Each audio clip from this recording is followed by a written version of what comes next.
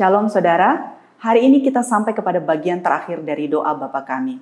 Mari kita membuka Matius 6 ayat 13b. Karena engkaulah yang empunya kerajaan dan kuasa dan kemuliaan sampai selama-lamanya. Amin. Saudara, apakah alasan yang ada dalam pikiran kita ketika kita datang berdoa?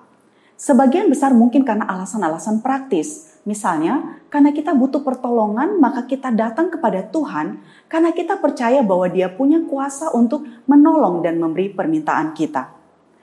Nah, saudara, Tuhan Yesus mengakhiri ajarannya tentang doa Bapa kami dengan sebuah doksologi. Di dalam Matius, bagian doksologi ini dibuat dalam tanda kurung. Karena oleh beberapa ahli mengatakan bahwa kalimat ini tidak ada di dalam naskah kuno. Orang-orang Yahudi di dalam tradisinya, mereka biasanya menutup doanya dengan doksologi ini. Nah saudara, kalimat penutup dari doa Bapa kami ini adalah merupakan sebuah doksologi yang memberikan sebuah alasan teologis bagi kita. Bahwa kita itu berdoa kepada pribadi Allah yang memiliki kerajaan, memiliki kuasa dan kemuliaan bukan hanya saat ini, tetapi selama-lamanya. Nah ketika doa ini diajarkan, penguasa saat itu adalah Kekaisaran Roma yang menguasai hampir seluruh dunia.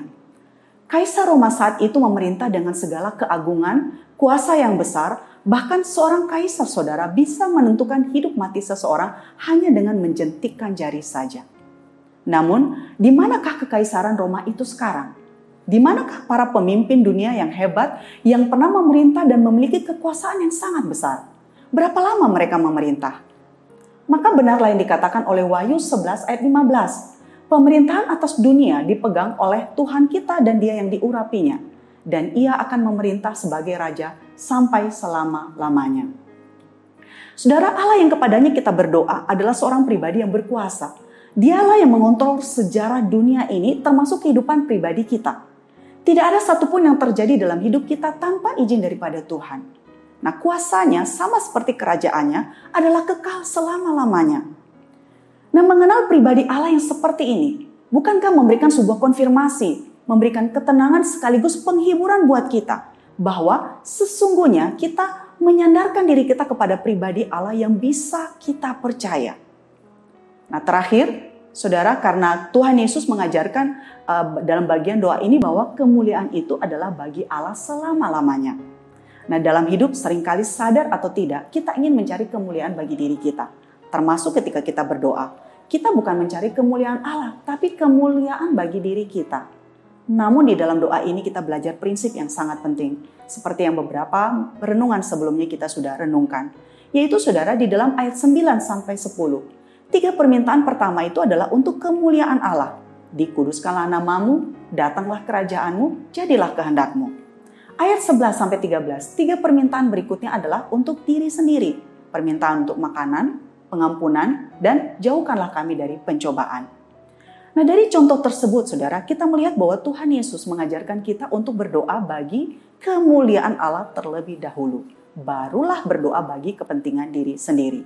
Atau dengan kata lain saudara, kita tidak boleh sibuk dipenuhi semata-mata dengan apa yang menguntungkan diri kita sendiri. Sehingga menghapuskan dalam keadaan apapun untuk memberikan tempat bagi kemuliaan Allah.